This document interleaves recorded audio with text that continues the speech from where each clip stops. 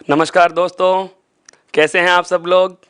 स्वागत है आप सबका उत्कर्ष क्लासेज की इस ऑनलाइन क्लास में।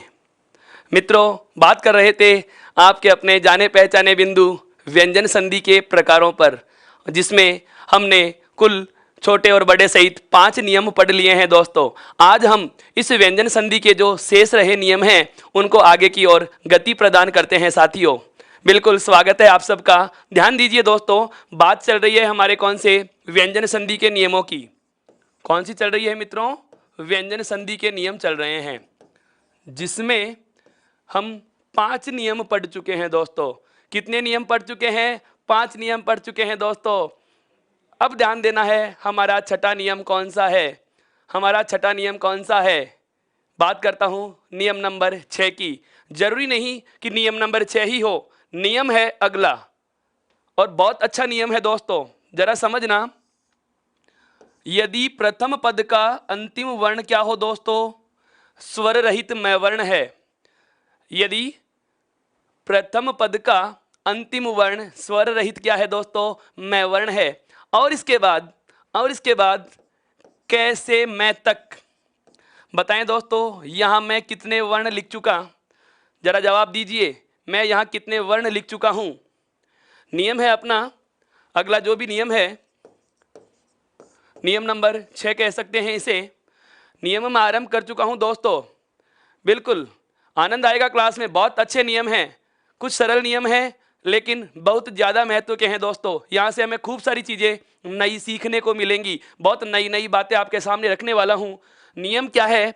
यदि प्रथम शब्द का अंतिम वर्ण क्या हो? स्वर रहित मैं हो, और दूसरे शब्द का पहला वर्ण कैसे मैं तक कोई भी हो सकता है।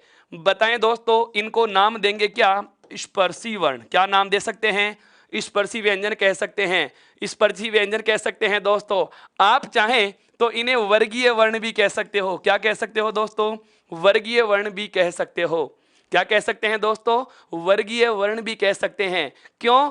क्योंकि इन 25 वर्णों में हिंदी के जो व्यंजनों में 5 वर्ग होते हैं, क, च, ट, त और प, इन सभी वर्गों के कैसे लेकर मैं तक के वर्ण की बात कर रहा हूं दोस्तों।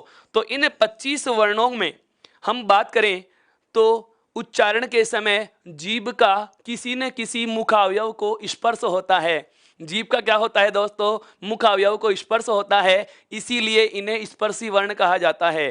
क्या कहा जाता है साथियों? स्पर्शी वर्ण कहा जाता है। बात आती है क्या इन्हें वर्गीय क्यों कहा?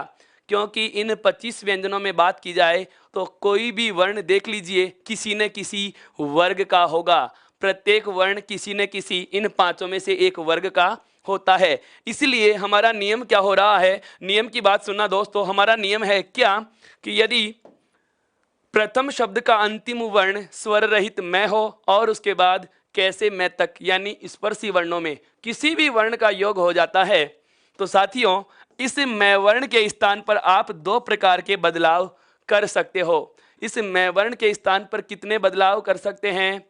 2 प्रकार के बदलाव कर सकते हैं। आज मैं आपके साथ लंबे समय तक रुकने वाला हूं साथियों। आप भी मेरे साथ बने रहिए और आनंद लीजिए इस क्लास का बहुत अच्छे से। हाँ, पहले शब्द का अंतिम वर्ण स्वर रहित मैं है और उसके बाद कैसे मैं तक यानी कि स्पर्शी या वर्गीय वर्णों में किसी भी वर्ण का योग होता है, तो इस स्वर रहित मैं के स्थान पर हम 2 प्रकार के बदलाव रख सकते हैं। जिसमें पहला तो है, आप चाहो तो अनुस्वार आदेश कर सकते हो। आदेश का मतलब क्या होता है यह चीज मैं बता चुका हूं दोस्तों। किसी वर्ण को बदलकर उसी के स्थान पर दूसरा वर्ण लिख देना। किसी वर्ण को बदलकर उसी के स्थान पर दूसरा वर्ण लिख देना क्या कहलाता है दोस्तों? आदेश कहलाता है। आप चाहें तो हलंत मैं के स्थान पर आदेश रख सकते हैं, और यदि अनुस्वार न लिखें तो बहुत अच्छी चीज बताने वाला हूं दोस्तों, ध्यान से सुनना। सामने वाले वर्ण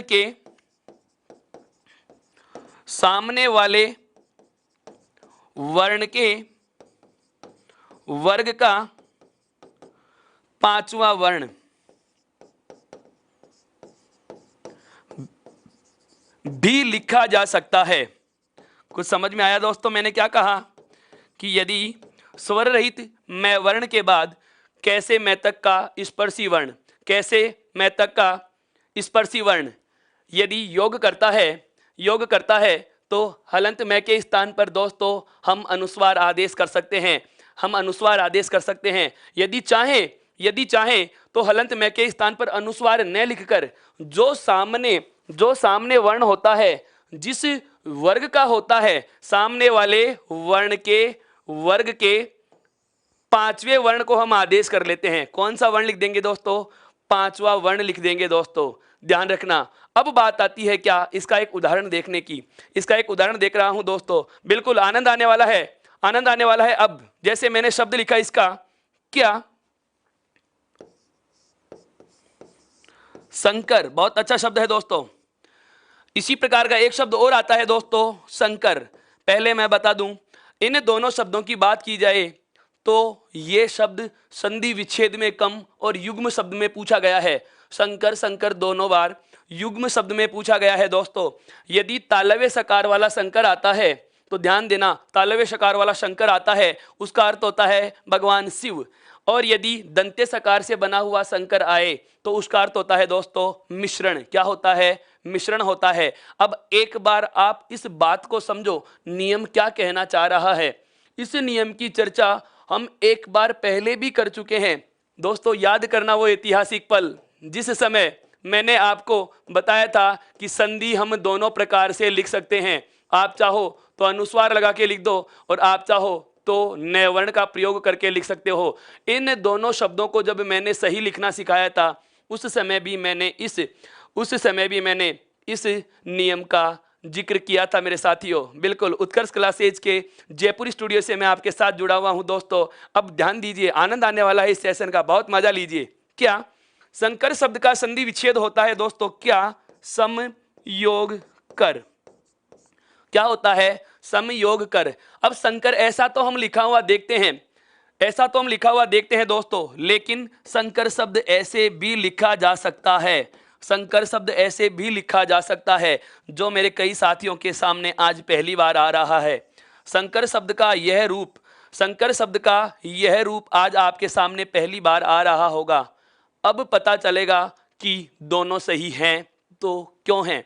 ध्यान देना दोस्तों, विच्छेद किया है हमने क्या? समयोग कर। मुझे चाहिए प्रथम शब्द का अंतिम वर्ण, तो मैं हलंत मैं को अलग लिख दूंगा। मुझे चाहिए प्रथम शब्द का अंतिम वर्ण, तो मुझे हलंत मैं को अलग लिखना पड़ेगा। आगे आपको पता है दोस्तों क्या लिखा हुआ है? कै, और उसके बाद में क्या है? रे।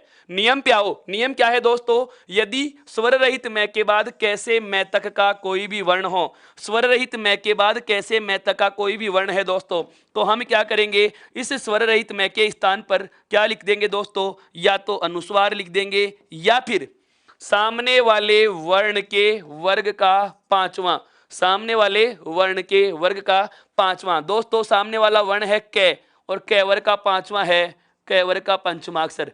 इन दोनों में से कोई एक वर्ण आप आदेश कर सकते हैं, एक वर्ण आप आदेश कर सकते हैं दोस्तों। इधर क्या बचा है? से, और आगे बचा हुआ है दोस्तों कर, जो क्री धातु से बना शब्द है, ध्यान देना दोस्तों। सभी को यदि हम जोड़ें तो हमारे पास दो रूप आ गए। क्या? एक तो से के साथ लिखा हुआ है, अनुस्वार जोड़कर लिखूंगा तो अनुस्वार ले लिया और आगे क्या लिखना है दोस्तों? कर। पहला रूप मेरे पास आ चुका है दोस्तों। यदि बात आ जाती है क्या कि हम अनुस्वार का प्रयोग न करें और सामने वाले वर्ण के वर्ग का पांचवा लिखेंगे, तो दोस्तों लिख दीजिए, लाइन को बढ़ा दिया, कै वर्ग का पांचवा और आगे लिखा हुआ है कर। यह था मेरा नियम दोस्तों। क्या कि यदि प्रथम शब्द का अंतिम वर्ण स्वर रहित मैं हो, नियम को बहुत गौर से सुनिए, क्या कि यदि प्रथम शब्द का अंतिम वर्ण स्वर रहित मैं हो और उसके बाद किसी स्पर्शी वर्ण का योग होता है तो स्वर रहित मैं के स्थान पर अनुस्वार आदेश किया जा सकता है। यदि हम अनुस्वार नहीं लिखें तो सामने वाले वर्ण के वर्ग का पांचवा वर्ण लिखा जा सकता है दोस्तों। एक बार इस नियम का इस उदाहरण के साथ आप स्क्रीनशॉट लीजिए ताकि मैं संस्कार, सम प्लस कार का क्या होगा? संस्कार होगा। मोबाइल भैया, पबजी के मोबाइल भैया, अभी मैं इस बात पे जिक्र करूंगा, वो आगे आएगा दोस्तों। सम और परिउपसर्ग के नियम अभी पढ़ेंगे। आप आगे चल रहे हैं दोस्तों, इस नियम का एक बार आप स्क्रीनशॉट लीजिए ताकि मैं अन्य उदाहरण आपके साथ साझा कर सकूं। हाँ, हमने जाना है दोस्तों, क्या नियम है हमारा कि प्रथम पद का अंतिम वर्ण स्वर रहित मैं है और उसके बाद कैसे मैं तक का वर्ण योग कर रहा है। तो हमने क्या किया, या तो अनुस्वार या फिर सामने वाले वर्ण के वर्ग का पांचवां लिखेंगे। यह हमारा नियम है और इसी नियम से मिलते जुलते कुछ और उदाहरण आपको मैं बता रहा हूं। जैसे शब्द आता है क्या दोस्तों? अलंकार आता है। शब्द क्या आता है दोस्तों? अलंकार। यह अलंकार शब्द इस प्रकार से भी लिखा जाता है मित्रों, इस प्रकार से भी लिखा जाता है। भ्रमित मत होना, यदि आपको दोनों में कोई भी रूप लिखा हुआ मिले, आप इसका संधि विच्छेद सदैव क्या करते हैं? अलम प्लस कार, यही इसका संधि विच्छेद होगा। शोभा करने वाले तत्वों को अलंकार कहा जाता है। जब हम बात करेंगे काव्य शास्त्र पर, तो काव्य शास्त्र में सबसे पहले अलंकार पे ही बहुत बड़ी चर्चा करने वाला हूं दोस्तों। दिल थाम के रहिए, बिल्कुल धैर्य के साथ जुड़े रहिए दोस्तों। उत्कर्ष के मंच के साथ जुड़े हैं, ऑनलाइन ऑफलाइन हर प्रकार से आपके साथ जुड़ा हुआ हूं और हर प्रकार से आपके साथ सहयोग से जुड़े हुए हैं। ध्यान दीजिए, इस प्रकार से हम अलंकार शब्द को लिख सकते हैं। अन्य उदाहरणों की बात कर रहा हूं दोस्तों, बहुत बढ़िया बढ़िया उदाहरण बताऊंगा इसके, जो आपको हु बहू आपको परीक्षा में मिल जाने की संभावनाएं बनती हैं। अलंकृति, अलंकरण, संधान, बहुत अच्छा शब्द है दोस्तों, संधान, संभव, संबंध, चाहो तो अनुस्वार लगा के लिख दीजिए, चाहो तो सामने वाले वर्ण के वर्ग का पांचवा। दिनांक में यह नहीं आता दोस्तों, दिन प्लस अंक होता है, दिनांक का संधि विच्छेद इसमें नहीं आएगी। बिल्कुल हाँ, ध्यान देना। आगे बढ़ रहा हूं दोस्तों मैं। संबंध के बाद जैसे संप्रदान, संबोधन, संपर्क, अभी जो लिखा जैसे शंकर, दोनों प्रकार से लिखा जा सकता है दोस्तों, बिल्कुल दोनों प्रकार से लिखा जा सकता है दोस्तों, शंकर। हाँ, एक नाम और आता है दोस्तों, जैसे संजय, और एक बहुत अच्छा शब्द जो नाम में हम अक्सर गलत लिख देते हैं, मंजू। इस मंजू में हम जो गलती करते हैं दोस्तों, प्रचलन में यह वाला शब्द ले लेते हैं।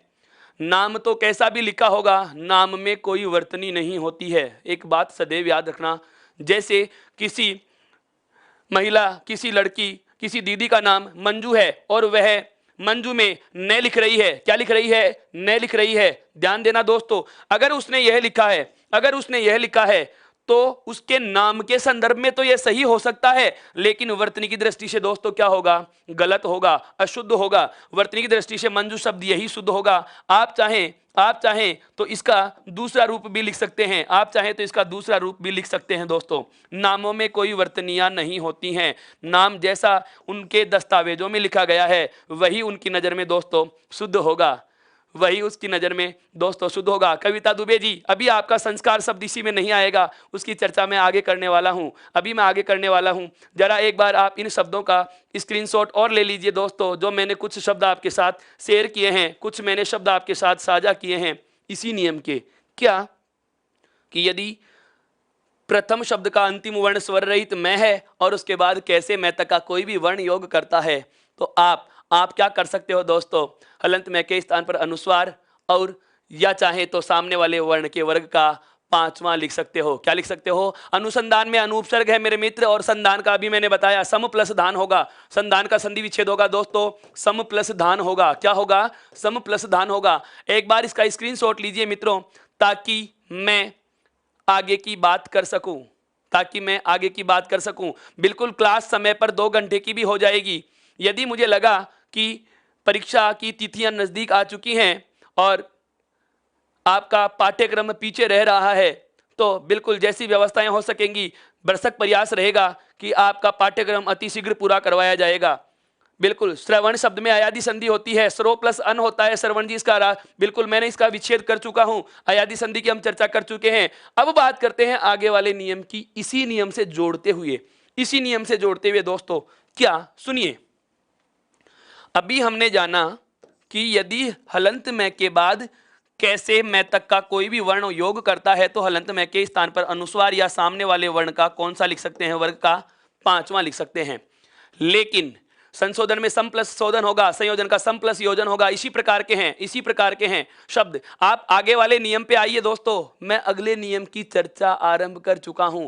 एक ही नियम को पकड़कर हम 1 घंटे तक वार्ता नहीं करेंगे। बिल्कुल प्रतिस्पर्धा के दौर में यदि सबसे आगे भी नहीं चले तो कम से कम सबके साथ चले दोस्तों, ताकि आवश्यकता पड़ने पर एक कदम और बढ़ा सकें और सबसे आगे हो जाएं दोस्तों। हमें पीछे नहीं चलना है, साथ भी चल रहे होंगे तो जीतने की संभावनाएं बन जाती हैं दोस्तों। जब चाहे एक कदम तीव्रता से तेजी से आगे बढ़ाते ही पूरी भीड़ से हम आगे हो जाते हैं। और ध्यान रखना दोस्तों, भीड़ का कारण बनना है, भीड़ का हिस्सा नहीं बनना साथियों। बात करता हूं अगले नियम की। क्या? अगले नियम की बात कर रहा हूं। बहुत सारे उदाहरण मिलेंगे आपको ई उत्कर्ष ऐप पर, बिल्कुल बहुत सारे उदाहरण मिलेंगे दोस्तों। अभी तक मेरे कुछ दोस्त हैं जिन्होंने ई उत्कर्ष ऐप को इंस्टॉल नहीं किया है, टेलीग्राम ऐप ज्वाइन नहीं किया है, तो पहले इंस्टॉल कीजिए ऐप को, टेलीग्राम ऐप को ज्वाइन कीजिए, चैनल को सब्सक्राइब कीजिए, बेल आइकन को प्रेस कीजिए ताकि कक्षाओं की समय सारणी का नोटिफिकेशन भी आपको प्राप्त हो सके साथियों। बिल्कुल बहुत अच्छा मिल रहा है आपको। ध्यान दें, अगला नियम में आ रहा है इसी नियम से जुड़ता हुआ। पतंजलि का मैं बता चुका हूं दोस्तों, पतत प्लस अंजलि होता है जो अपवाद में आएगा, हम बात करेंगे आगे। ध्यान दीजिए, संचय का सम प्लस चय और संचय प्लस ए होता है। मैं इन शब्दों की चर्चा कर चुका हूं दोस्तों, आप एक बार पुरानी क्लासे वापस से देखिए। आगे बढ़ रहा हूं, क्या है नियम सुनो। हमने अभी तक केवल स्पर्शी को जोड़ा है। किसे जोड़ा है दोस्तों? स्पर्शी को जोड़ा है, वर्गीय वर्णों को जोड़ा है। लेकिन अभी व्यंजनों में अंतस्थ और ऊष्म भी तो बाकी रहा, अभी अंतस्थ और ऊष्म भी तो बाकी रहा दोस्तों। तो ध्यान दीजिए, अंतस्थ और ऊष्म का योग हो यदि हलंत में के बाद अंतस्थ या ऊष्म वर्ण आ जाते हैं, अंतस्थ या ऊष्म वर्ण यदि आ जाते हैं, अर्थात मैं कहूं ये, रे, ले, वे, आपका शे, श, से और है, इन वर्णों में कोई भी वर्ण यदि योग करता है दोस्तों तो बदलाव क्या होगा? अब एक बार आप अपने लेखन को विराम दें, अब एक बार आप अपने लेखन को विराम दें। आगे वाले नियम की चर्चा आरंभ कर चुका हूं दोस्तों। यदि आप लगातार नहीं सुनेंगे, मैं दौरान नहीं करूंगा, आपका बहुत अच्छे से कंसेप्ट क्लियर नहीं हो पाएगा दोस्तों। इसलिए इस चीज को जरा समझें। क्या है? हमने अभी अभी नियम जाना है साथियों कि यदि स्वर रहित मैं वर्ण के बाद कैसे मैं तक कोई भी वर्ण योग करता है तो हलंत में के स्थान पर आप अनुस्वार या सामने वाले वर्ण के वर्ग का क्या बना सकते हो? पांचवा। क्या बना सकते हैं दोस्तों? पांचवा बना सकते हैं। लेकिन अंतस्थ और ऊष्म में कोई भी वर्ण यदि योग करता है दोस्तों तो ध्यान देना, केवल और केवल हलंत में के स्थान पर क्या बनेगा?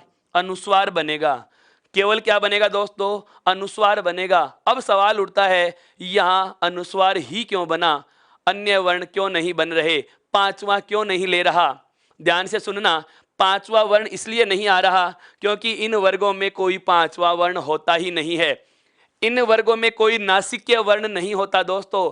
अंतस्थ और ऊष्म वर्ण जो होते हैं उनमें कोई नासिक्य वर्ण नहीं होता, कोई पंचमाक्षर नहीं होता। यही वजह है राहुल जी, धनंजय का धनम प्लस जय होता है। तो यदि स्वर रहित मैवर्ण के बाद अंतस्थ या ऊष्म का योग होगा तो केवल और केवल क्या बनाएंगे दोस्तों? अनुस्वार आदेश होगा। अब बात करते हैं इस नियम के साथ इसके कुछ उदाहरणों की। बिल्कुल पहली बार ले रहे हैं वंदना सिंह जी, आपका बहुत स्वागत है हमारे उत्कर्ष क्लासेज के इस ऑनलाइन चैनल पर। आप अपने इस चैनल को लाइक कीजिए और सब्सक्राइब कीजिए और अपने सभी मित्रों को बताइए कि हर रात 9 बजे आपके साथ आपका दोस्त हिंदी की कुछ महत्वपूर्ण बिंदु, कुछ नियम, कुछ नई अन्य जानकारियां लेकर उपस्थित हो जाता हूं दोस्तों। आगे बढ़ता हूं इस नियम के कुछ उदाहरणों की तरफ। ध्यान दें, हमारा अगला नियम हो जाएगा ये, अर्थात आज का नियम नंबर 7 या आज क्या कक्षा का दूसरा नियम। क्या?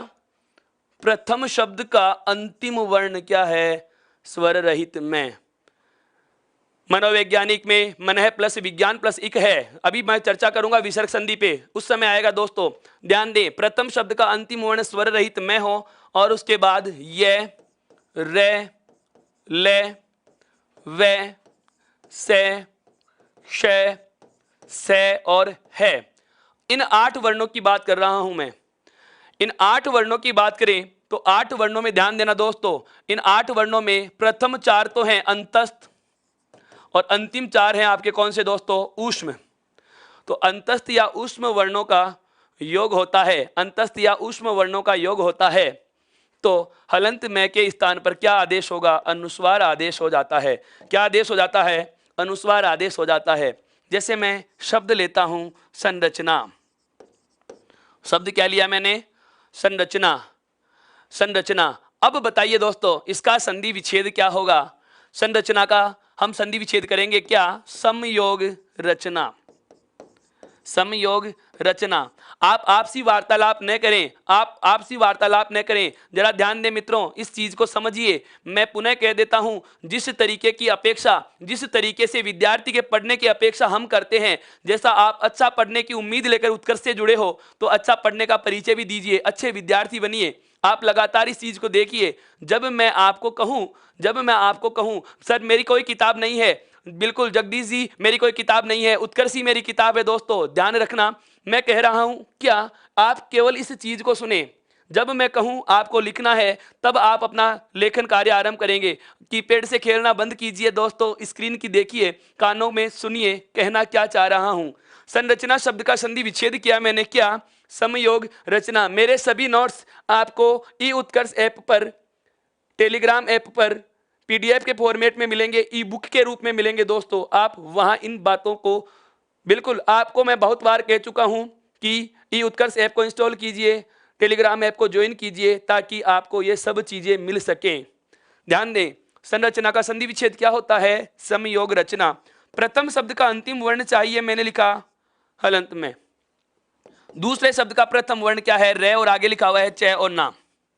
अब ध्यान दें, नियम की बात कर रहा हूं दोस्तों, स्वर रहित मैं के बाद रे वर्ण लिखा हुआ मिल रहा है, स्वर रहित मैं के बाद रे वर्ण लिखा हुआ मिल रहा है। अर्थात मैं कहूंगा कि मुझे स्वर रहित मैं के बाद अंतस्थ या ऊष्म में से एक वर्ण मिल रहा है।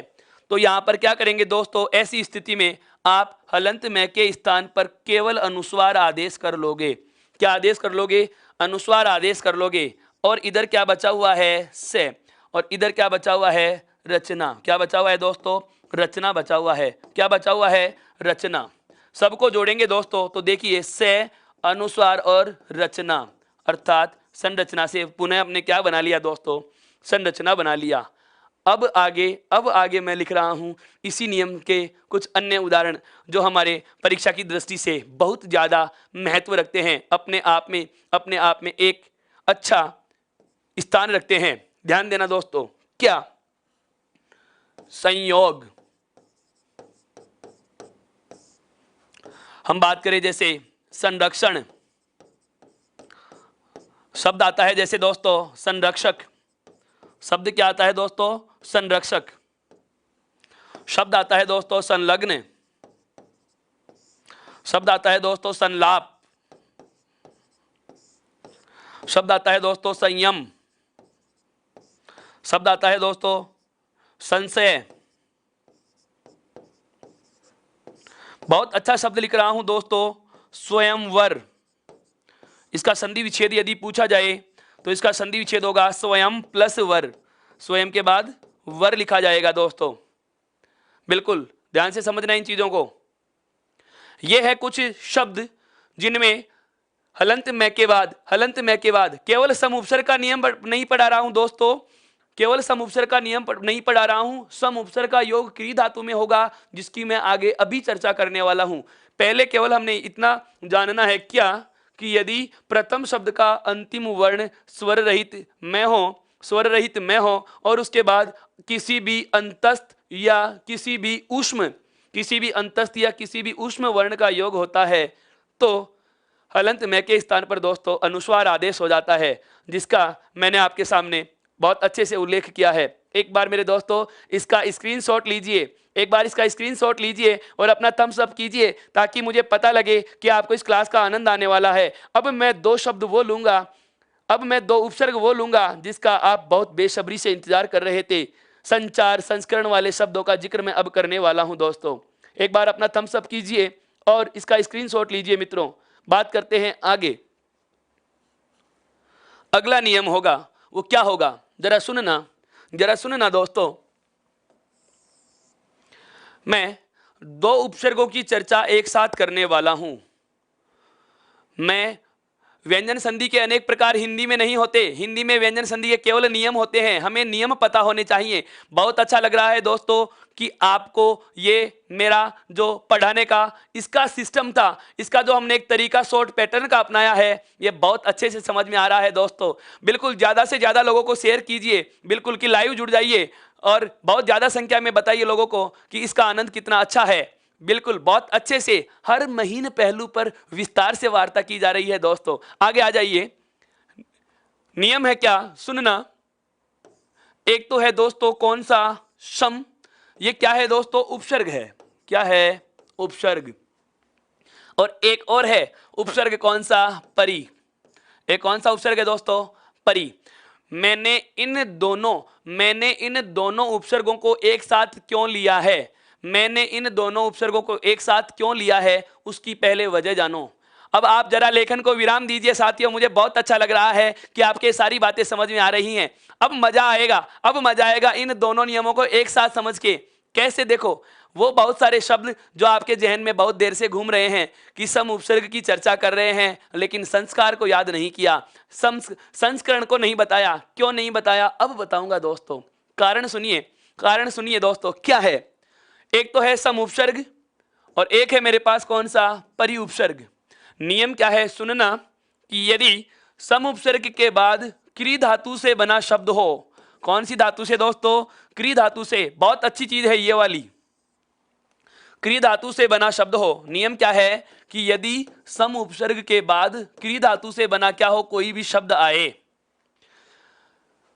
ठीक इसी प्रकार का यहां भी होगा क्या, कि परि उपसर्ग के बाद क्री धातु से बना कोई भी शब्द आए। अब आपको समझ में आ रहा होगा कि मैंने इन दोनों उपसर्गों को एक साथ क्यों लिखा है दोस्तों। कोई भी शब्द हो तो नियम क्या है, अब सुनिए नियम क्या है, ध्यान से सुनना। बहुत अच्छा, बिल्कुल संस्कृति की क्लास भी लगेंगी दोस्तों। गोदारा जाट जी, आपकी समस्याएं नोट हो चुकी हैं। कमेंट बॉक्स में भी मेरे बहुत सारे साथी पूछते रहते हैं संस्कृत की रीड की कक्षाएं कब आरंभ होंगी। बिल्कुल बहुत जल्द आपके सामने संस्कृत की क्लास भी आरंभ होने वाली है साथियों। बस क्लाइमैक्स पे है दोस्तों, उसका आनंद अब आएगा। कारक, कार्य, कर्ता, कृत, कृति, ये कुछ शब्द हैं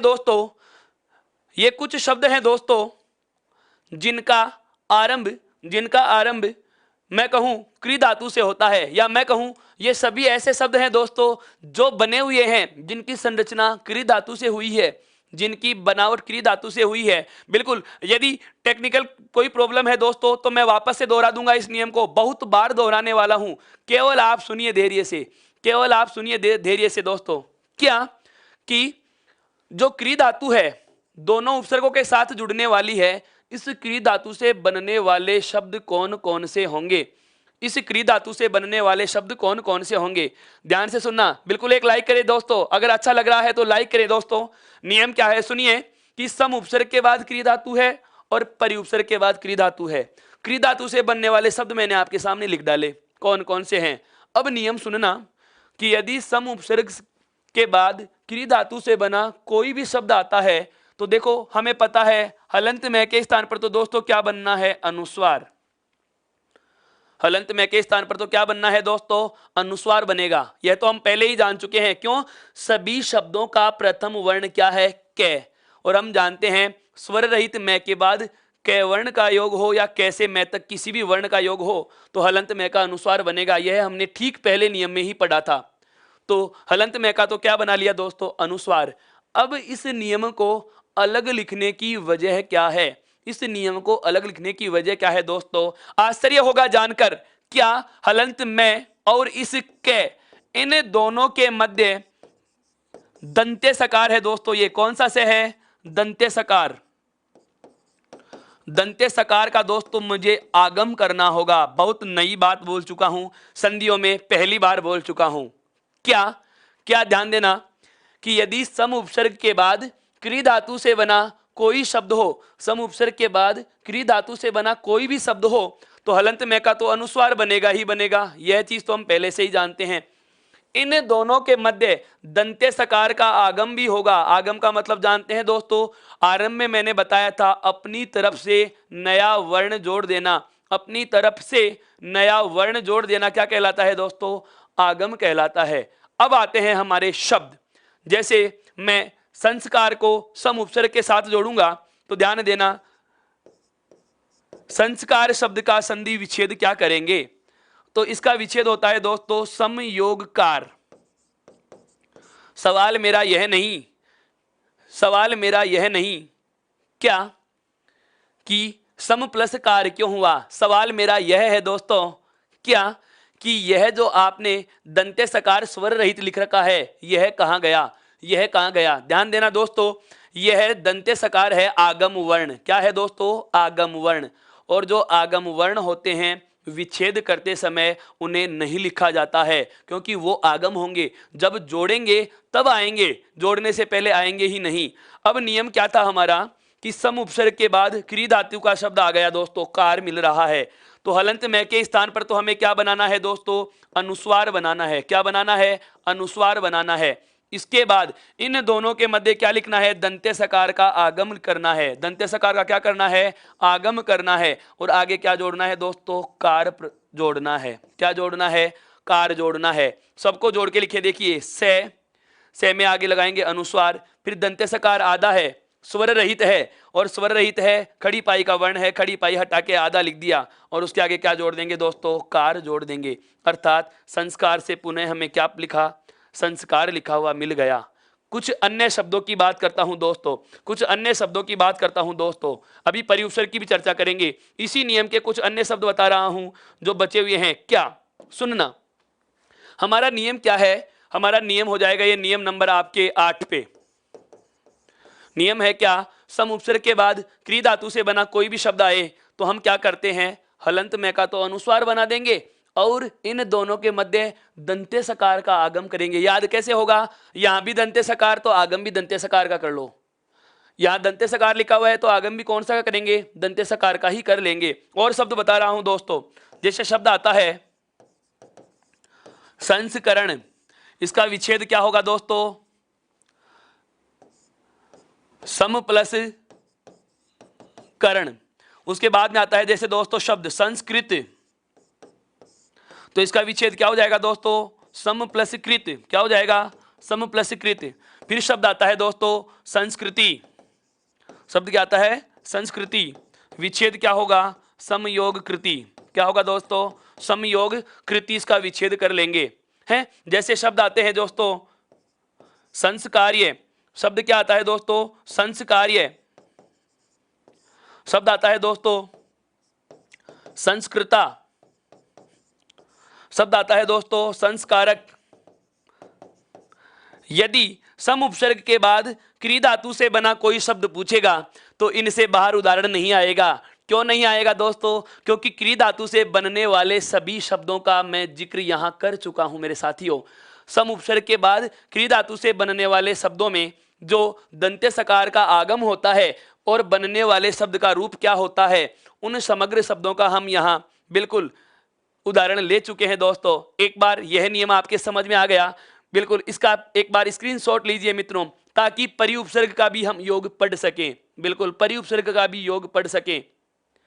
वर्ण विचार का प्रश्न जरूर कराना। बिल्कुल अभी जाकर जी वर्ण विचार और संधि इन दोनों के एक बार मैं 5 घंटे की मैराथन क्लास लेने वाला हूं दोस्तों। बहुत जल्द आपके सामने 500 प्रश्नों का एक सेट लेकर के आपका दोस्त उपस्थित होने वाला है। उस समय केवल और केवल इन 2 बिंदुओं पर प्रश्न होंगे, उनके जवाब होंगे, उनकी विस्तृत व्याख्याएं होंगी। बिल्कुल दोस्तों एक बार हम इस बिंदु को पूरा करें ताकि हमारा यह कार्य भी आगे जल्दी से आरंभ किया जा सके। स्क्रीनशॉट लिया मित्रों, आगे बढ़ रहा हूं। आविष्कार का विच्छेद आवि है प्लस कार होता है दोस्तों, यह है विसर्ग संधि का उदाहरण है। बात करते हैं आगे परिउपसर्ग का। हमारा जो आज का नियम हो जाएगा अगला, नियम नंबर 9 कह सकते हैं इसको। क्या? अभी हमने जाना है, हम पढ़ रहे हैं क्या? परिउपसर्ग के बाद क्री धातु से बना शब्द। कौन सी धातु से दोस्तों? क्री धातु से बना शब्द हो तो नियम सुनना। नियम क्या है कि यदि परि उपसर्ग के बाद क्री धातु से बना कोई भी शब्द आए, यदि परि उपसर्ग के बाद क्री धातु से बना कोई भी शब्द आए तो इन दोनों के मध्य, अब ध्यान देना, जैसे सम उपसर्ग के बाद क्री धातु में तो हमने किया था दोस्तों दंत्य सकार का, और परि उपसर्ग के बाद में क्री धातु आने पर होगा मूर्धन्य सकार। दोस्तों कौन सा से होगा? मूर्धन्य सकार का आगम करेंगे। किसका आगम करेंगे दोस्तों? मूर्धन्य सकार का आगम कर लेंगे। मूर्धन्य सकार का क्या कर लेंगे दोस्तों? आगम हो जाता है। मूर्धन्य सकार का दोस्तों क्या हो जाता है? आगम हो जाता है। जैसे यहाँ पर पे पतंग की तरह हम पे वर्ण लिख रहे हैं, तो पे भी जो मूर्धन्य सकार है यह भी पे की तरह लिखा जाता है। अर्थात आप इसको एक इस ट्रिक से भी याद रख सकते हो कि कौन से उपसर्ग में कौन से सकार का आगम होगा। दंत्य से वाले उपसर्ग में तो दंत्य सकार का आगम, और पे वाले उपसर्ग में पे की तरह जो मूर्धन्य सकार होता है उसका आगम कर लेंगे दोस्तों। अब बात आती है संधि की, उदाहरण की। जैसे शब्द आता है क्या? परिष्कार। शब्द आता है दोस्तों क्या? परिष्कार। अब इस परिष्कार शब्द का संधि विच्छेद क्या होगा? परियोगकार। हमें पता है क्या कि परि उपसर्ग के बाद क्री धातु से बना कोई भी शब्द आए, परि उपसर्ग के बाद क्री धातु से बना कोई भी शब्द आए, इन दोनों के मध्य हमें क्या करना है? मूर्धन्य सकार का आगम करना है। इन दोनों के मध्य हमें क्या करना है? मूर्धन्य सकार का आगम कर लेना है। इधर क्या बचा पड़ा है? परि, और आगे क्या लिखा हुआ है दोस्तों? कार। सबको जोड़ेंगे तो परि अब मूर्धन्य सकार है, स्वर रहित। मूर्धन्य सकार क्या है दोस्तों? स्वर रहित है। और हमें पता है खड़ी पाई का कोई वर्ण यदि स्वर रहित हो तो खड़ी पाई हटा के उसे आधा लिखा जा सकता है। आगे जोड़ देंगे क्या? कार जोड़ देंगे। क्या जोड़ देंगे दोस्तों? कार जोड़ देंगे। और उदाहरणों की मैं चर्चा कर रहा हूं, कुछ और उदाहरण भी लिख देता हूं। जैसे आता है शब्द क्या? परिष्कृत। शब्द आता है दोस्तों परिष्कृति। शब्द आता है दोस्तों परिष्करण। शब्द क्या आता है दोस्तों? परिष्करण। शब्द आता है दोस्तों जैसे परिष्कार्य। शब्द आता है दोस्तों जैसे परिष्कृता। शब्द आता है दोस्तों जैसे एक और था, कौन सा? परिष्कारक। तो ये है आपके परि उपसर्ग के बाद क्री धातु से बनने वाले शब्दों के योग में मूर्धन्य सकार का हमने क्या किया है दोस्तों? आगम किया है। मूर्धन्य सकार का हमने क्या पढ़ा है दोस्तों? आगम पढ़ा है। बिल्कुल बहुत अच्छे से समझना, इसको बहुत अच्छे से समझना। नियम है हमारा, परि उपसर्ग के बाद क्री धातु से बना कोई भी शब्द हो तो ऐसी स्थिति में दोनों के मध्य मूर्धन्य सकार का आगम होगा। और दोस्तों एक महत्वपूर्ण बात क्या कि इन शब्दों का संधि विच्छेद करेंगे तो कैसे करेंगे? इन शब्दों के संधि विच्छेद में जो मूर्धन्य सकार है उसको हटा दो और योग का चिन्ह लगा दो। इसके पहले का पहला पद और दूसरा शब्द में लिखा जाएगा दोस्तों। बिल्कुल परिष्कार में विसर्ग संधि नहीं हो सकती दोस्तों। यह अपने आप में स्वतंत्र नियम रखती है दोस्तों, ध्यान देना। आगे मैं बात करता हूं क्या इस नियम से संबंधित कुछ और बातें हैं। जरा मैं लिखूं आपके सामने, एक बार इसका स्क्रीनशॉट लीजिए मित्रों ताकि मैं आगे बढ़ रहा हूं। अब आते हैं कुछ शब्द। आपकी विद्वता का परिचय मैं अब लेने वाला हूं दोस्तों, बिल्कुल ध्यान देना। शब्द लिखा है मैंने समाचार। शब्द क्या लिख दिया दोस्तों मैंने? समाचार। बिल्कुल। शब्द लिख दिया है मैंने निरूपाय। शब्द लिख दिया है मैंने निरुत्तर। शब्द क्या लिख दिया दोस्तों मैंने? निरुत्तर। और इनका जो विच्छेद होता है वह है क्या? समयोग आचार। निरूपाय का विच्छेद होता है दोस्तों क्या? निर्योग उपाय। निरुत्तर का विच्छेद होता है दोस्तों निर्योग उत्तर। नियम क्या कहने वाला हूं, ध्यान से सुनना। नियम क्या कहने वाला हूं वो सुनिए, वो बहुत काम का है। एक बार अभी एक और शब्द आता है दोस्तों अनुसार। एक और शब्द आया था अनुसार। जिसका विच्छेद था अनु प्लस सार। विच्छेद क्या था? अनु प्लस सार। हालांकि यह संधि की तरह हमें नजर नहीं आता, लेकिन ये तो देखिए संधि की तरह नजर आ रहे हैं। इन उपरोक्त तीनों शब्दों की मैं बात कर रहा हूं, बहुत अच्छे से समझो इस चीज को। मैं कहना क्या चाहूंगा, कोई नियम का नंबर नहीं डालना, इसके लिए एक नोट लिखवाऊंगा, विशेष तथ्य बताऊंगा दोस्तों। क्या इनका प्रथम शब्द का अंतिम वर्ण देखिए व्यंजन है, और आगे हमें क्या मिल रहा है दोस्तों? स्वर मिल रहा है। क्या मिल रहा है दोस्तों? स्वर मिल रहा है। अर्थात यदि मैं इनका सार रूप लिखूं तो मैं ये कह सकता हूं कि प्रथम शब्द का अंतिम वर्ण तो क्या है? व्यंजन, और दूसरे शब्द का पहला वर्ण क्या है दोस्तों? स्वर। और हमें पता है जब व्यंजन के साथ स्वर का योग होता है तो वहां व्यंजन संधि होती है। इस प्रकार के शब्द आपको दे करके इस प्रकार के शब्द आपको दे करके परीक्षक क्या करता है? अपनी मनोदशा का, बिल्कुल हमारी मनोदशा का परीक्षण कर सकता है। ध्यान से समझ लेना दोस्तों, ये तीन शब्द कुछ ऐसे हैं जिनमें क्या दिख रहा है हमें? जिनमें हमें दिख रहा है क्या कि पहले शब्द का अंतिम वर्ण स्वर रहित है और दूसरे शब्द का प्रथम वर्ण क्या लिखा हुआ है? स्वर लिखा हुआ है। अर्थात इन तीनों ही शब्दों में व्यंजन के साथ स्वर का योग हो रहा है, जो व्यंजन संधि की परिभाषा से संबंध रखते हैं। लेकिन यदि, अब काम की बात बोलूंगा वो सुनिए, कि यदि किसी उपसर्ग का, जो महत्वपूर्ण बात लिखने वाला हूं वो अब आएगी दोस्तों, क्या कि यदि किसी उपसर्ग का अंतिम वर्ण, यदि किसी उपसर्ग का अंतिम वर्ण क्या हो दोस्तों? स्वर रहित हो। अंतिम वर्ण क्या हो दोस्तों? स्वर रहित हो। यदि किसी उपसर्ग का अंतिम वर्ण स्वर रहित हो और उसके बाद कोई स्वर योग करता है, उसके बाद कोई स्वर का योग हो, ध्यान से सुनना, ये योग हो, तो वहां संधि नहीं होती। तो वहां दोस्तों क्या नहीं होती? संधि नहीं, बल्कि क्या होता है? संधि नहीं होती। क्या होता है दोस्तों? बल्कि संयोग होता है। क्या होता है? संयोग होता है। बहुत ही महत्वपूर्ण बात लिखी है मैंने, ये वाली बहुत ही महत्वपूर्ण बात लिख दी है। क्यों? इस प्रकार के शब्द देकर के हमारे चित्त को भ्रमित किया जा सकता है, हमारी मनोदशा का परीक्षण किया जा सकता है कि हम केवल और केवल नियम को रटते हैं, हम केवल और केवल उदाहरण को रट के चले जाते हैं। कंसेप्ट समझना दोस्तों, कंसेप्ट क्या कह रहा है? व्यंजन के साथ में क्या जुड़ रहा है? स्वर। व्यंजन के साथ में क्या जुड़ रहा है दोस्तों? स्वर। व्यंजन के साथ क्या जुड़ रहा है? स्वर। व्यंजन के साथ क्या जुड़ रहा है? स्वर। और ऐसी स्थिति में क्या होता है? व्यंजन संधि का नियम लग रहा है, या मैं कहूं व्यंजन संधि की परिभाषा का पालन हो रहा है यहां। लेकिन नियम के साथ साथ ही एक विशेष तथ्य आ चुका, यह हमारे पास एक महत्वपूर्ण विशेष तथ्य आ गया। हम कह सकते हैं इसको, क्या अविस्मरणीय बिंदु है इसका। ये क्या विशेष तथ्य है? कि यदि किसी उपसर्ग का अंतिम वर्ण स्वर रहित हो, सम और निर दोनों ही उपसर्ग होते हैं दोस्तों, यदि किसी उपसर्ग का अंतिम वर्ण स्वर रहित हो और उसके बाद किसी शब्द का प्रथम वर्ण स्वर होता है, तो ऐसी स्थिति में आरएफ शिवाजी निश्चय शब्द आपने अशुद्ध लिखा है, नी प्लस चय होता है जो विसर्ग संधि में आएगा दोस्तों। सत्व विसर्ग संधि में पढ़ने वाले हैं उसका, आप पहले शब्द की वर्तनी चेक कीजिए दोस्तों। हम बात करते हैं क्या कि यदि किसी उपसर्ग का अंतिम वर्ण स्वर रहित है और आगे स्वर का योग होता है, तो ऐसी स्थिति में ध्यान रखना, संधि नहीं बल्कि क्या होगा दोस्तों? संयोग होता है।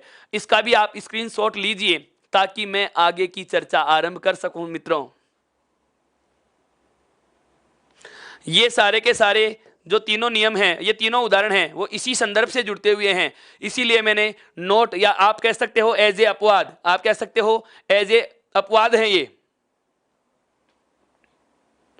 स्क्रीनशॉट लिया। अब बात करता हूं मैं कुछ आगे के नियमों की। बिल्कुल आज हम लंबे समय तक जुड़े रहे हैं साथियों, जुड़े रहेंगे। बात करते हैं आगे के नियम की। नियम पर आ जाइए। बिल्कुल आप जैसा पढ़ना चाहोगे हम वैसा ही पढ़ा रहे हैं। हमारा पढ़ाना, उत्कर्ष क्लासेज का आपके साथ जुड़े रहने का उद्देश्य आपके ऊपर निर्भर करता है कि आप कैसा फीडबैक दे पाते हो मित्रों। बिल्कुल सुझाव आपके अपेक्षित हैं, लेकिन सहयोग भी जरूरी होगा दोस्तों, तभी दोनों हाथों से ताली बजेगी दोस्तों। आप लगातार चैनल को लाइक कीजिए, सब्सक्राइब कीजिए, बिल्कुल लगातार ई उत्कर्ष ऐप को इंस्टॉल कीजिए, उसका लिंक मित्रों को भी बताइए दोस्तों, टेलीग्राम ऐप को ज्वाइन कीजिए। ये सामाजिक सरोकारों में आरंभ हुआ सेशन शुरू हुआ है दोस्तों। बिल्कुल सर का नाम जैसा है, उनका स्वभाव भी उसी नाम के अनुरूप है साथियों। बहुत अच्छा मजा आने वाला है इस बिंदु का, बहुत अच्छा मजा आने वाला है पूरे हिंदी विषय का, जिसमें व्याकरण की चर्चा भी विस्तार से होगी, काव्य शास्त्र भी पढ़ेंगे, रीट की शिक्षण विधियां भी पढ़ाऊंगा, उसके साथ साथ हिंदी साहित्य के इतिहास पे भी बहुत अच्छी वार्ता करने वाला हूं दोस्तों। आगे बढ़ रहे हैं, आगे बढ़ रहे हैं, किसी प्रकार की शीघ्रता नहीं कर रहे दोस्तों। जो पढ़ा रहे हैं फुल एंड फाइनल और पूरा विस्तार से पढ़ा रहे हैं, किसी बिंदु को संक्षिप्त करने का प्रयास नहीं किया जा रहा दोस्तों। जितना दे रहे हैं पूरा दे रहे हैं। अपवाद वो होते हैं जिनमें कोई नियम नहीं लगता, वो अपवाद होते हैं, एक्सेप्शन जिसको अंग्रेजी में कहा जा सकता है। नियम लगते तो वो संधि में अलग से गिने जाते, नियम कोई लगता ही नहीं तो वो क्या होंगे, अपवाद होंगे। आप बात करते हैं आगे के नियम की आज की, ध्यान दो क्या।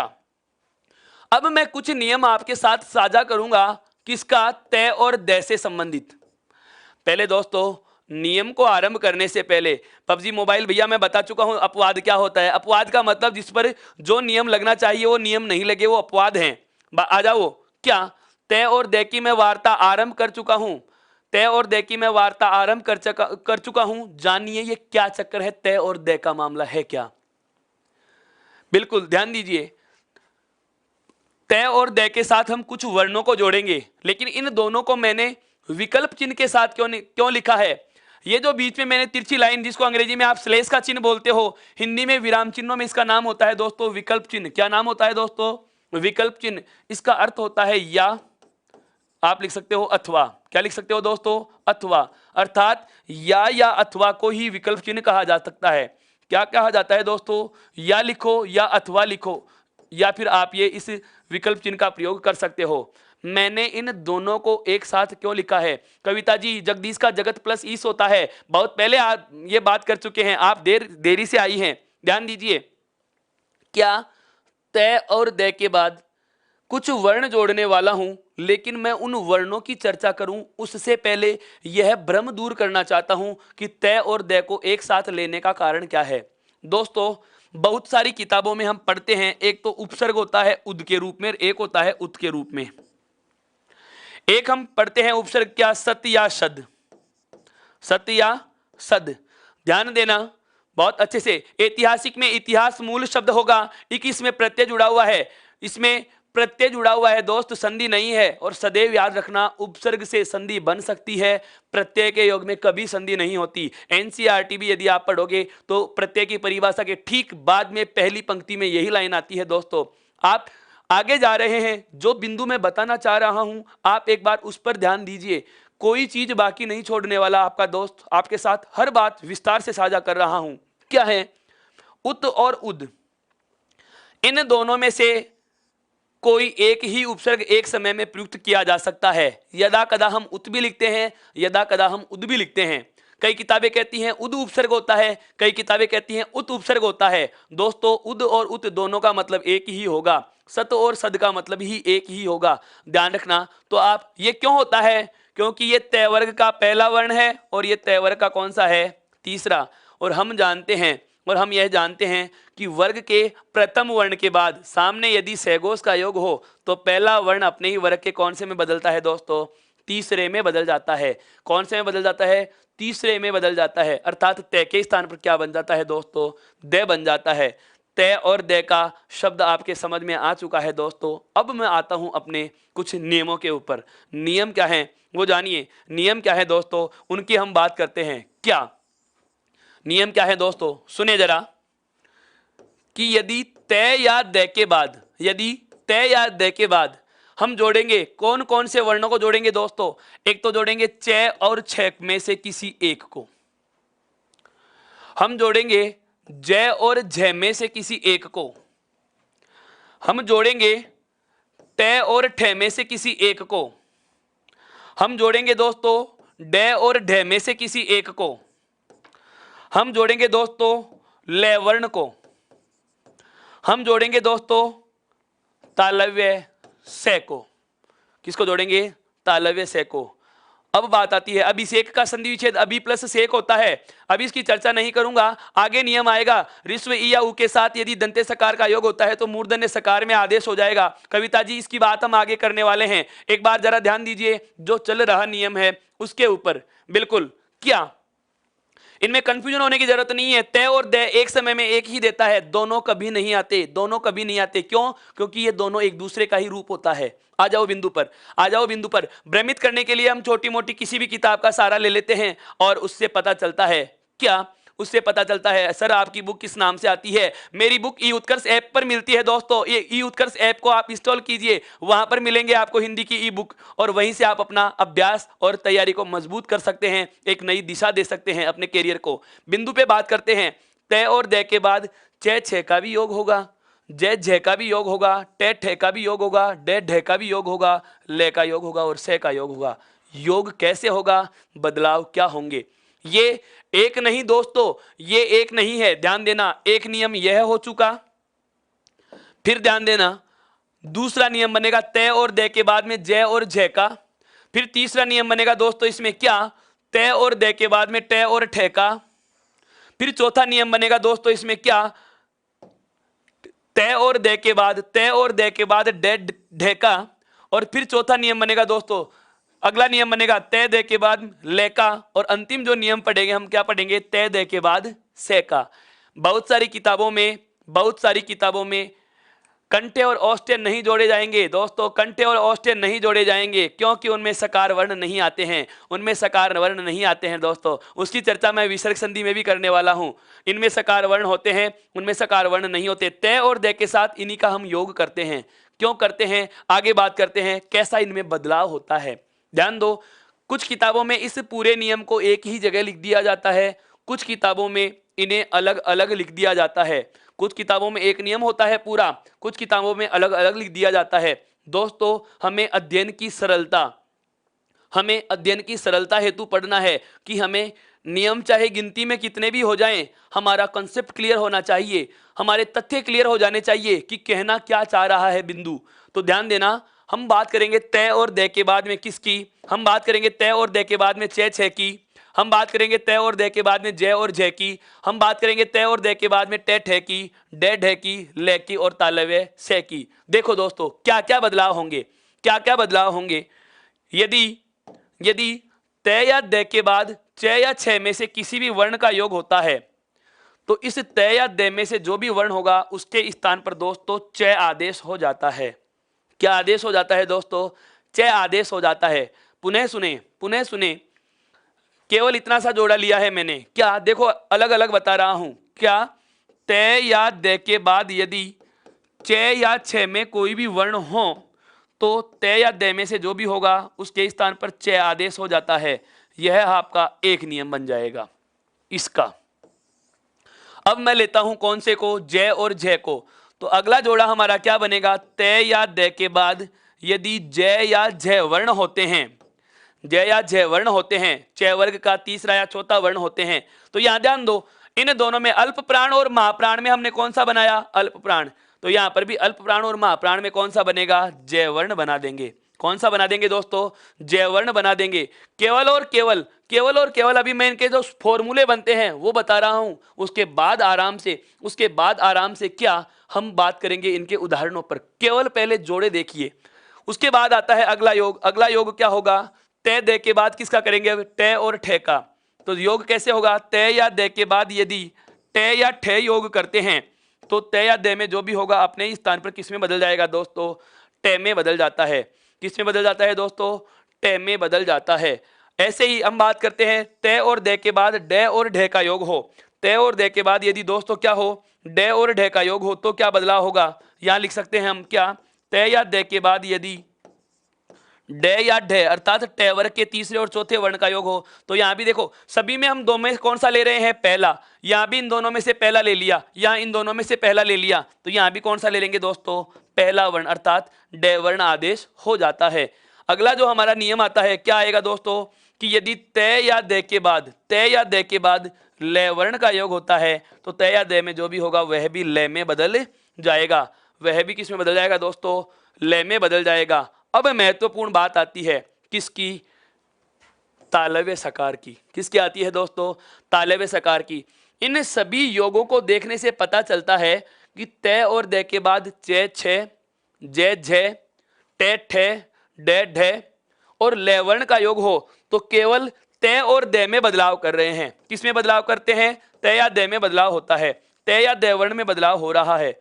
लेकिन जब तालव्य सकार का योग होगा दोस्तों, जब तय या दय के बाद, जब तय या दय वर्ण के बाद तालव्य सकार का योग होता है, बदलाव दोनों तरफ होंगे। बदलाव कौन से होंगे? दोनों तरफ होंगे दोस्तों। क्या? तय या दय के स्थान पर तो बनेगा दोस्तों च वर्ण। क्या बन जाएगा? च वर्ण बनेगा। तय या दय के स्थान पर च आदेश हो जाता है, और जो तालव्य सकार है इसके स्थान पर दोस्तों छ वर्ण आदेश हो जाएगा। च वर्ग का दूसरा, तय या दय के बाद में तो यदि तालव्य सकार का योग करते हो तो तय और दय तो किस में बदलेंगे दोस्तों? च वर्ण में बदल जाते हैं। किस में बदल जाते हैं दोस्तों? च वर्ण में बदल जाते हैं। और तालव्य सकार के स्थान पर दोस्तों छ वर्ण आदेश हो जाता है। यह योग सबसे ज्यादा महत्वपूर्ण है। यह योग सबसे ज्यादा महत्वपूर्ण है। यह योग सबसे ज्यादा महत्वपूर्ण है। तालव्य सकार को हमने बदल दिया है कौन से में? छ वर्ण में। अब यदि तालव्य सकार आधा तो यह भी आधा। इसमें जो स्वर होगा छ में भी हम वही स्वर जोड़ लेंगे। हम केवल सकार वर्ण को बदल रहे हैं, स्वर को नहीं बदल रहे। जैसे यहाँ इस स में ए जुड़ा हुआ है तो छ में भी ए जुड़ा हुआ है। यदि ये स हलंत होगा तो छ भी हलंत होगा। यहाँ तक की बात एक बार वापस से सुनिए। यहाँ तक की एक बात वापस से सुनो। क्या? तय और दय के बाद यदि च छ, जय झ, टे ठे, डे ढे, ले और तालव्य सकार का योग हो, तालव्य सकार का योग हो तो क्रमशः तय और दय के बाद च छ के योग में च को आदेश करेंगे। तय और दय के साथ जय और झ के योग में जय वर्ण आदेश होगा। तय और दय के साथ ट और ठे के योग में ट वर्ण आदेश होगा। तय और दय के साथ डे ढे के योग में ढ वर्ण आदेश होगा। और तय और दय के बाद ले वर्ण के योग में ले आदेश होगा। और तय और दय के साथ यदि तालव्य सकार का योग होता है दोस्तों तो तय दय के स्थान पर च और स के स्थान पर छ वर्ण आदेश हो जाता है। क्या आदेश हो जाता है दोस्तों? छ वर्ण आदेश हो जाता है। हमारे 9 नियम हो चुके हैं। उसके बाद ये 6 योग 6 नियमों में हम पढ़ेंगे। इनके अलग अलग उदाहरणों की हम वार्ता करते हैं दोस्तों। इनके अलग अलग उदाहरणों की हम बातें करेंगे। एक बार आप इन केवल योगों का स्क्रीनशॉट लीजिए मित्रों। एक बार आप इसका स्क्रीनशॉट लीजिए दोस्तों। एक बार आप इसका स्क्रीनशॉट लीजिए मित्रों, बहुत अच्छे से। अब एक बार आप मुझे बताएं कि यहां तक की बात आपके समझ में आई क्या दोस्तों? एक बार स्क्रीन बिल्कुल थम्स अप कीजिए। यहां तक की बात आपके समझ में आई क्या कि तय और दय के बाद, तय और दय के बाद च छ का योग होगा तो तय दय का भी क्या बना लेंगे? च बना लेंगे। तय और दय के बाद जय झ का योग होगा तो क्या बना देंगे दोस्तों? जय बना देंगे। तय और दय के बाद टे ठे का योग होगा तो टे बना देंगे। तय और दय के बाद डे ढे का योग होगा तो डे बना लेंगे। ले का योग होगा तो ले बना देंगे। और सकार के योग में दोनों तरफ बदलाव हो जाएगा। दोनों तरफ बदलाव हो जाएगा दोस्तों। यहां तक की बात समझ में आ गई दोस्तों। अब हम एक एक नियम को आरंभ करेंगे। सबसे पहले तय और दय के बाद कौन सा होगा? च छ का होगा। उसके बाद तय दय के बाद जय झ का होगा। उसके बाद तय दय के बाद टे ठे का होगा। उसके बाद तय और दय के बाद डे ढे का होगा, ले का होगा और अंत में तालव्य सकार का होगा। जिसकी चर्चा होगी दोस्तों, जिसकी चर्चा होगी दोस्तों अगले एपिसोड में। तब तक के लिए मेरी ओर से, उस उत्कर्ष परिवार की ओर से आप सभी को शुभ रात्रि। बहुत बहुत धन्यवाद दोस्तों। जय Siya Ram. Ram Ram ji. Click on the subscribe button to subscribe to our channel. Press the bell icon on the YouTube app and never miss another update. Download eUtkarsh app from Google Play Store. eUtkarsh app is one-stop solution for your competitive exam preparation with lots of unique and amazing features like create your own custom test, add YouTube videos in app library, add web reference link for quick revision, make your own custom flashcards. For each chapter, you can give online test and analyze your performance. So download eUtkarsh app now.